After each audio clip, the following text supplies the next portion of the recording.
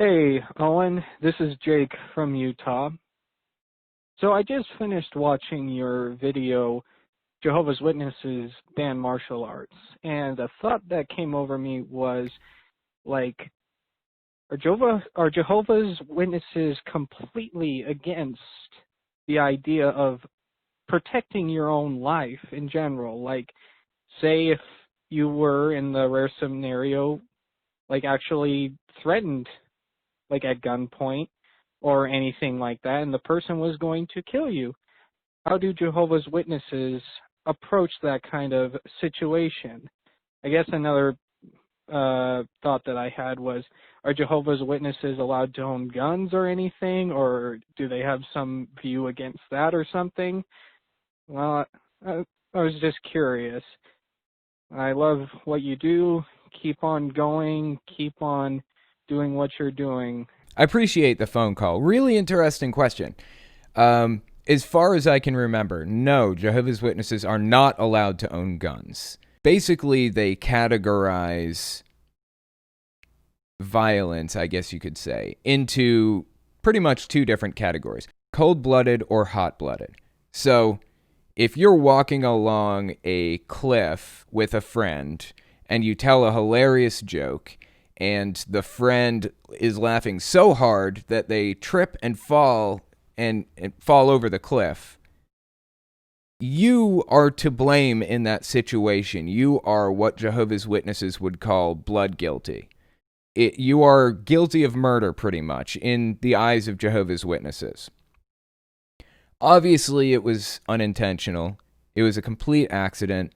And within the legal system and within general morality, we know that was nobody's fault, really. It was an accident. Nobody is to blame in this situation. But Jehovah's Witnesses have their own morality, their own set of moral standards. So in that case where somebody dies as a result of a complete accident, you would be responsible for showing repentance, showing sorrow and remorse over what happened, and taking responsibility for it, I guess, or whatever. But that was a cold-blooded incident. That was unintentional. Any kind of violence that stems from self-defense would fall into that same category. Like I said, they're not allowed to own guns. That is against the rules. But in a self-defense type of situation, if you're fighting for your life or something, and something happens, somebody gets injured, they're going to view it just like that. You were responsible for that injury, and you need to show repentance for it. But it doesn't preclude you from getting into paradise. In a hot-blooded situation where out of a fit of rage, you attack somebody and they die, you can still get into paradise if you show remorse and repentance, but it's a lot harder to do. You'll likely get disfellowshipped for that situation. And as Jehovah's Witnesses said not too long ago, anybody who isn't an active, baptized Jehovah's Witness who is not disfellowshipped currently won't make it into paradise after Armageddon takes place. For those who may be unaware, I've mentioned paradise a couple of times. I just want to elaborate on that a little bit. Most of you probably know this. I'm guessing a lot of my audience comes from Jehovah's Witnesses, or you've watched my videos in the past and you already know this. Either way, for those who don't know, Jehovah's Witnesses don't believe that people go to heaven. They only think that 144,000 anointed Jehovah's Witnesses go to heaven. And those people are picked by pure random, pretty much. You just tell them you think you're anointed, and they say, okay. All of the governing body members are anointed. A lot of people who work in Bethel are anointed. Or more specifically, if you're anointed, you're probably pretty high up in the hierarchy.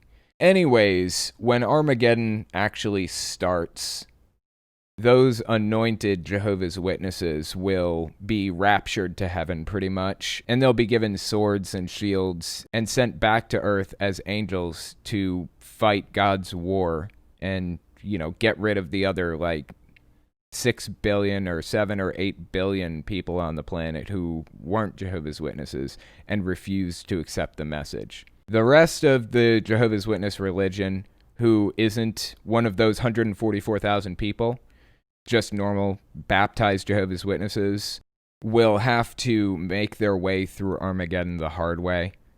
And they have this big, long description of exactly how Armageddon is going to go, with persecution and then banning all religion and blah, blah, blah. After Armageddon ends, there's going to be a paradise on earth. The reason they say it's going to be a paradise on earth is because God created the Garden of Eden originally. Why would God change his mind on what he wanted to do? Of course, he's going to create another Garden of Eden. Honestly, they're just expanding on lore that isn't there in the first place, and that's always a bad idea. The whole thing is fucking ridiculous to me, but either way, that's what they believe. They think after Armageddon comes, there's going to be a paradise on Earth, Garden of Eden 2.0, and they're going to have to rebuild civilization after everything is said and done, have to rebuild society. FYI, that's another reason why they encourage Jehovah's Witnesses to get into occupations that would be useful after Armageddon, like, for example, the trades, carpentry, plumbing, that kind of thing. So to get back to the question, the ultimate point here is they are extreme pacifists. They do not believe in violence under any circumstances, except for self-defense. If it's reasonably justifiable, and you're going to have to justify it to God, he's going to be the one judging you, then you can still get into paradise if you're remorseful and all of that other good stuff.